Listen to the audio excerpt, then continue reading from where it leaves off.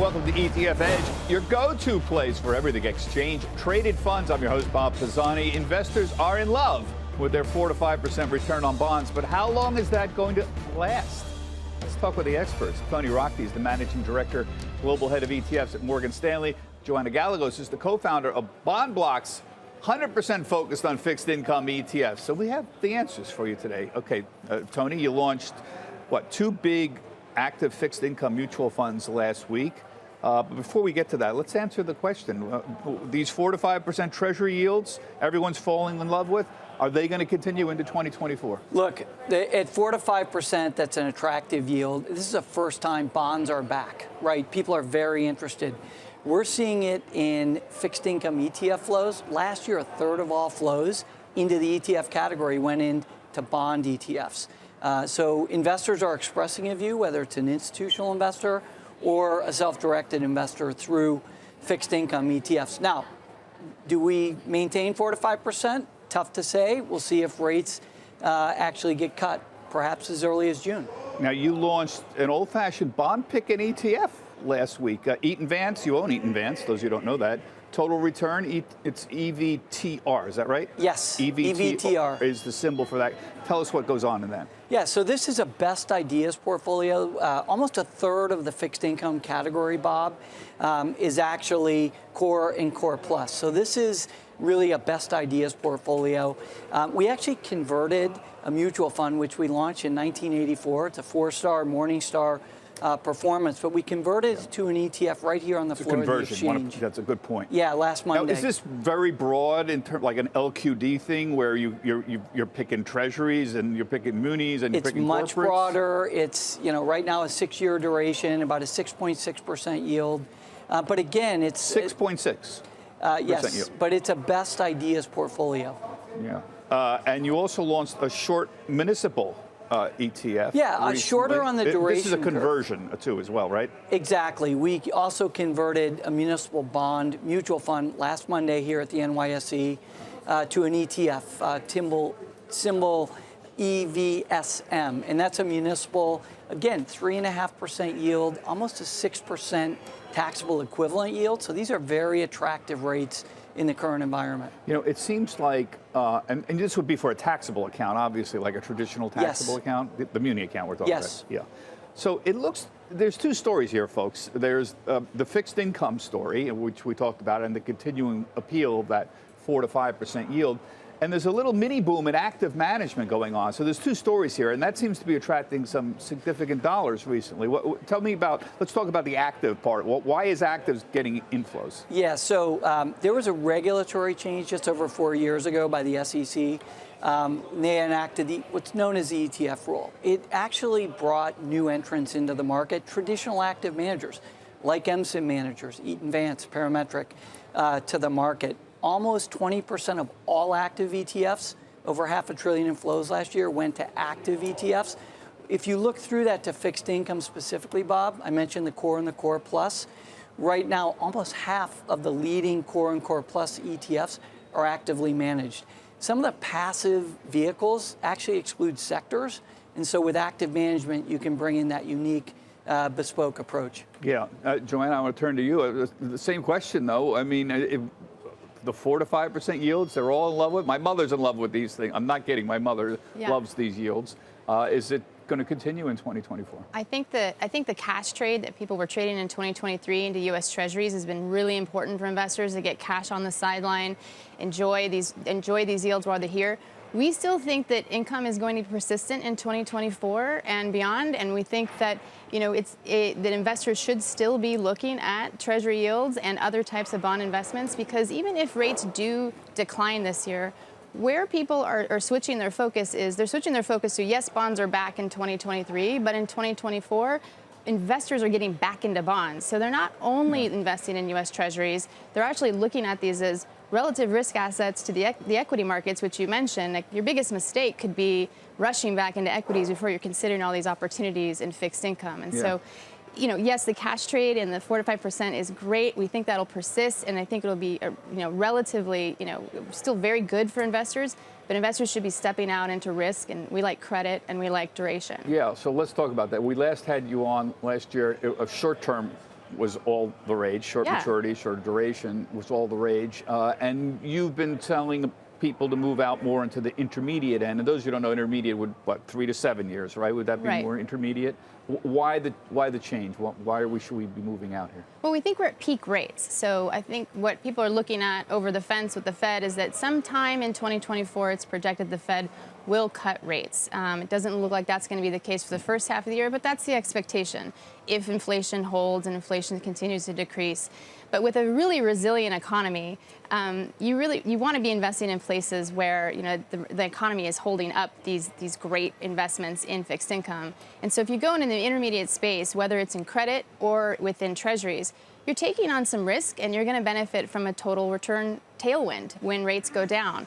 And there's a lot of high quality in corporations that have issued debt, and there's a lot of I think plain, pretty pragmatic, trade here in just getting out of the short end of treasuries and moving in the intermediate space. So on both credit and on treasuries, we like intermediate. So here's your chance how to explain how bond blocks works a little bit.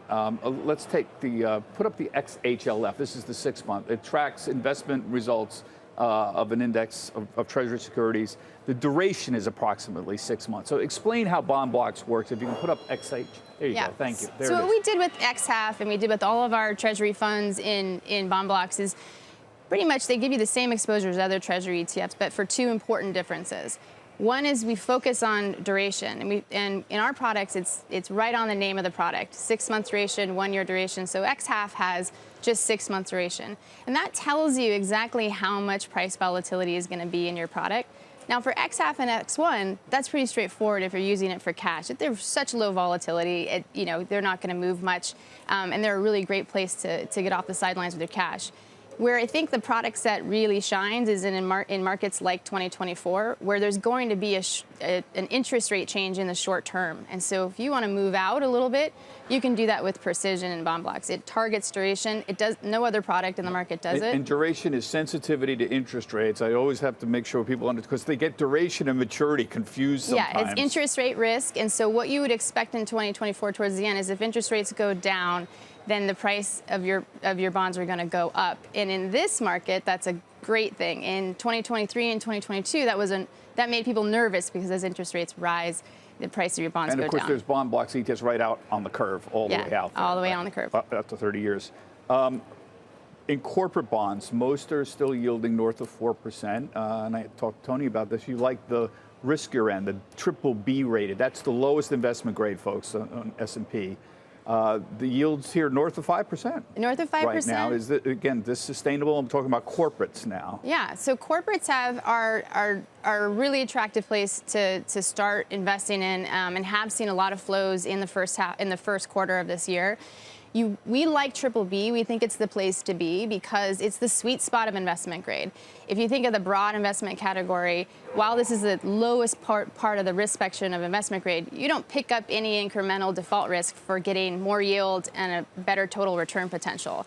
And over 20 years, it's outperformed the broader category. So it's just a simple trade to, if you're going to get back into credit and you're going to get into, investment grade bonds and corporates, start there with the BBBs. Our favorite is the BBBI, which is the intermediate BBB. For all the reasons I explained, it probably has the best potential this year. You like bonds an awful lot. The both of you are. Is there anything you don't, other than the short end? You were big on munis. You were big on munis. You launched another fund too. Yeah. You like corporates. You like treasuries. Is there anything we don't like here? Look, I think there's an opportunity cost for sitting in cash, and it is very attractive at 5% yield. But as Joanna said, and we would agree, we are seeing investors moving out on the duration and the maturity spectrum. One area that is interesting, though, is this insatiable demand for income. So we launched the Eaton Vance floating rate ETF almost 8 weeks ago. It's over 550 million. EVLN is the symbol. The ticker is EVLN. We've been managing floating rates for over 35 years. Explain floating. These are bank loans, right? These are bank loans. What do you own here when you buy this? You own bank loans. And this is a category in 1989 we helped pioneer in the mutual fund format. When you say floating rate, they actually float, right? So it will move. Consistent monthly income. and it does float. Right now, our objective is targeting a yield of approximately 9%. Now, even if rates go down, as Joanna highlighted, maybe they go down what's the maturity of typical floating rate loans? 5 years? What are they? Well, it depends on the actual issuance, Bob, but we would say even if rates go down, you're at 9%, they go down a half a point, 2/4 of a point cuts, you're still at 8.5% yield on the floating rate.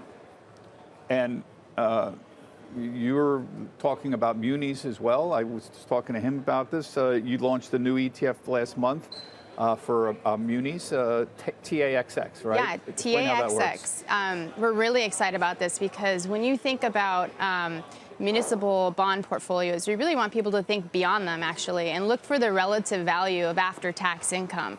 And so this portfolio works a little differently, and it seeks the best opportunity between municipal bonds and non-municipal bonds in the portfolio. And for a taxable account, as Tony mentioned, like there's so much income in fixed income, you're really going to be not used to paying some tax bills on your fixed income investments, but 2023 you will. So here you should be mindful that you don't leave any money on the table with an after-tax yield or after-tax return by seeking all the opportunities in bond funds. So what kind of after-tax return is TaxX going to have? Well, right now the portfolios, the tax equivalent yield is close to 6%. It's about 5.88 as you look at it. And when you compare that to the big trade when interest rates were really low was going into short duration credit funds to help you like step out into cash and use those funds. And so while the yield looks similar on the paper, if you're not thinking about the tax equivalent yield, it's just the year to be thinking about taxes. Well, 6%, I'm thinking again of my mother, my 95-year-old mother, who's delighted she's getting 4.5, whatever, in her one-year bank CDs.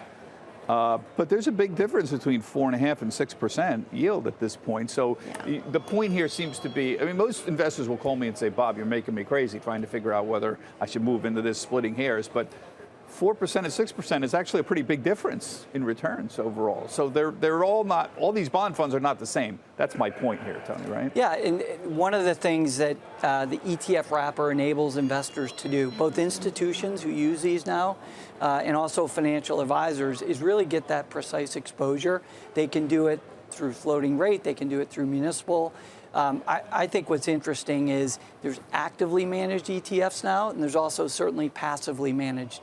Some advisors are using passively managed fixed income ETFs to actively manage the portfolio, if you think about it. Yeah, so they're tactically. Tactically. Yeah. So they're adjusting the exposure based on a building block approach or based on going straight to Eaton Vance. Do you feel, I'm talking to the choir here, but do you think actively managed bond funds have a certain advantage over actively managed stock funds? I mean, we've debated this for years. The track record of active management equities has not been great long term. We know all the studies that indicate most of the time they don't actually outperform, even though they say in volatile times they will. Is there any evidence that you think that actively managed, and I know we're talking to a guy who runs the big organization here, but is there any evidence that it works any better, active management in bond trading? I'm quite certain there's evidence on both sides. What I can tell you, though, is investors want choice, and they want to be able to allocate, and it's not uncommon to see a financial advisor who has passive exposures alongside active. Very few are one or the other. Many use both. Yeah. So I think. Well, that is the smart answer, Joanna, right? I mean, we just give people choice, right? So he avoids the academic debate about this, but. Your thoughts on this? Well, I think you summed it up really. You're sort of neutral on all of this, right? We're generally neutral. We see it as Tony does, I think, which is we don't have a philosophy on one is better than the other. What we think is really important is that clients and investors need help in these markets. They need help from their advisors, and their advisors need help from managers like Bond Blocks and Income Research and Management that's working on the tax fund. Because when you think about all this big opportunity set we all just described, and you're trying to make sense of it, an active manager in fixed income has insights, has a way to help you make your next decision, and that's what's important about, I think, active management and provider choice, and that's how I see it. I'm just happy, and to pick up Tony's point about choice, but maybe not in the way he says it, I'm just happy that, you have 10-year yields north of 4%, because it's so much more normal. What's not normal is to give the government money for 10 years at 1%. That's just not normal. There's no, it's crazy. Who would do that? And yet people were forced to do that. Now savers have some way to actually have a real inflation-adjusted positive return, which is, it's about time, for crying out loud. What's been abnormal, and I know we had viewers complain, they're worried about it, 30-year mortgages going at 6 or 7%, but that's what's normal. What's not normal is 3% 30-year mortgages. People thought that this was historical. It's not. It never was.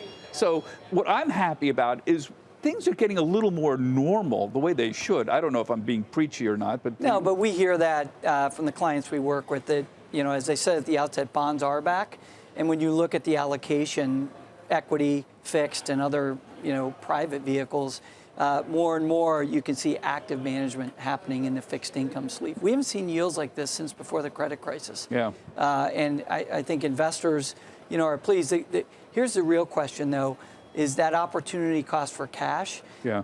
You've seen the S&P 500 go up 25% since late October, right? So as investors think about how do I get off the sideline. Higher yields have not crushed the stock market. Yes. They have not. But whether they want to go back into the equity market or now they have choice in the fixed income market. So I think that's I know you're not an academic, but we've had 40 years of declining yields, essentially, since Volcker broke the back of inflation in '82. It's been really 40 years of I guess you'd call it a bond bear market if you want to look at it that way. But that seems to be ending right now. And do you agree? And is that a good thing? It seems to be a good thing at these levels, at least. I don't want it, you know, interest rates going through the roof and crushing the economy. But your thoughts? Yeah, well, we'll see. I mean, the economy is very strong right now. Yeah. We don't know what rates are going to do this year. If they get cut 1, maybe 3 more times, remains to be seen. But right now, we know our investors are expressing a view into fixed income ETFs more and more. The other issues, of course, and I sound like an academic here. I'm talking to, you know, Wall Street people about academics, and they hate doing this, by the way. But inflation, global inflation, how it's changing. If you look at what's been going on with the global supply chain, with globalization or deglobalization, you know, when you're talking about putting a new fab factory in New Mexico, billions of dollars. That's going to reduce the efficiency of the supply chains, and there's a reason inflation's a little higher and should be higher, and interest rates should be I think, too, there's also the differentiation in all the markets and in inflation and different economies. Everything's performing differently, and I think that's another tenet of bond blocks coming to market, is that you can start to see the differentiation of these opportunities in fixed income, which you couldn't see with zero interest rates before. They didn't jump off the page as they do today, and there's a lot of opportunity that needs to be. We have to remind people of the fundamentals of bonds again. You know, how total return works, that it's income and price appreciation, and what happens when interest rates impact those things. And so I think that's another thing we're finding, is this massive re-engagement with this more normal bond space and rate space that we all lived through and remember. So what does this mean for the ETF space? More mutual fund conversions from bond funds continuing? I mean, this has slowly been going on. We're just over a year into this, Bob. We've launched 14 ETFs. We were just over $1.7 billion at the end of the first quarter. 2 of the 14 are actually conversions. We'll continue to evaluate our existing mutual fund lineup for conversions, but we're also committed to launching organic new. I do think a number of organizations have looked at converting, but we'll evaluate one by one. Yeah, I think the important thing is investors are finally getting yield and they're responding to that. So more product is fine with me. Active is fine with me, providing the fees still remain low. I'm a Jack Bogle guy, remember? Jack like active as long as the fees stayed low. So we're keeping an eye on that for everybody. Thank you both. Very informative. That does it for this week's ETF Edge. My thanks to Joanna and Tony. We've asked Joanna to stick around and give us additional perspectives on bond trends for 2024. That's the ETF Edge podcast that's coming up. And remember, you can see all of our shows on our website. That's etfedge.cnbc.com. Everybody have a healthy, happy, safe trading week. Get the ABCs of ETFs with the ETF Edge newsletter. Your weekly update on the hottest trends, expert analysis, actionable ideas, and exclusive insight from host Bob Pisani. Sign up now at cnbc.com/ETF Edge newsletter.